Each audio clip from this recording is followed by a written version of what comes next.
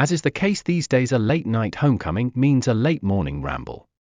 I'm getting too old to be cobbling something together at 3 a.m. and having a quick look at Facebook. There is more than enough posts to keep everyone happy in the meantime. Last night was one of those performances and results that will live long in the memory. We've all endured too many we are keen to forget next morning, so let's savor this one for all it's worth.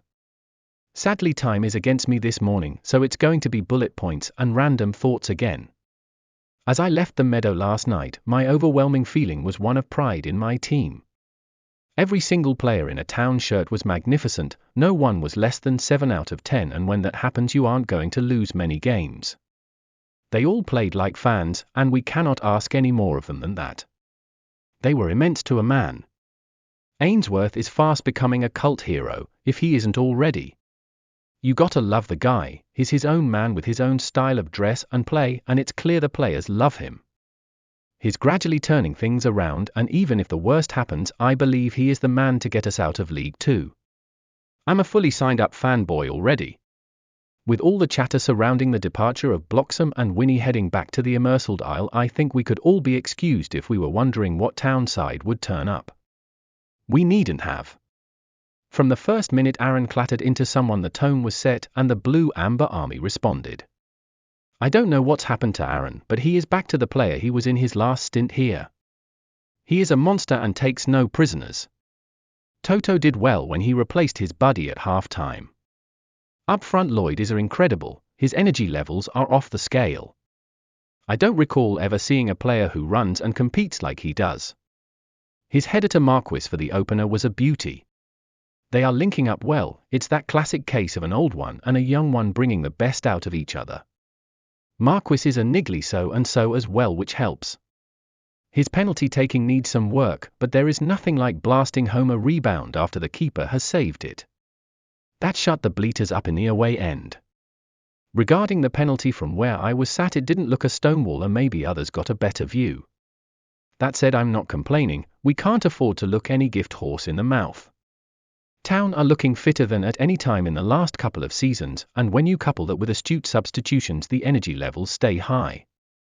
Wrexham looked more like an old episode of Crossroads than some Hollywood blockbuster.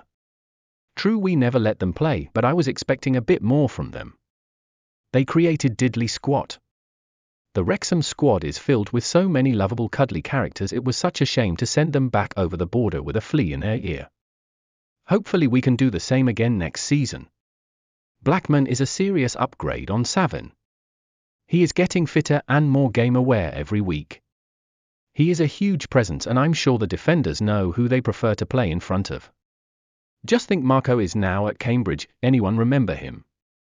The referee Mr. Mather seemed intent on letting the game flow until he realized we were looking good. For sketchy bookings followed, he tried his best to slow us down, but no luck. I love a bit of pyro, but I'm guessing we are going to get hammered for last night's display. I'm sure Roland has 5k stashed away somewhere. The goal we conceded was a poor one. I think it was Mal who stood off and allowed the cross, and Fletcher made the header look simple. If we can stop assisting the opposition scoring, life would be so much easier. There was one Town move late in the first half which had everyone oohing and ahhing. A series of one-touch passes took us up the pitch, and if Lloyd had scored with his diving header, goal of the season would have been nailed. It just shows what we are capable of. The post-match lap of honour was a bit special, and it was great to see Winnie getting the acclaim he deserves. I know we all wish him well for the future. The celebratory 3 cheers thing was brilliant, I just want to see it more often. That's Brum and Wrexham, we have turned over the meadow. If only we could match those levels of performance when we play the mediocre teams. I'm sure Ainsworth is working hard to solve that conundrum. We've now got to wait until Charlton next Saturday, and all eyes will be on the front door. Who's coming in and who's going out? We certainly need some new faces, especially now Leo is the last loney standing.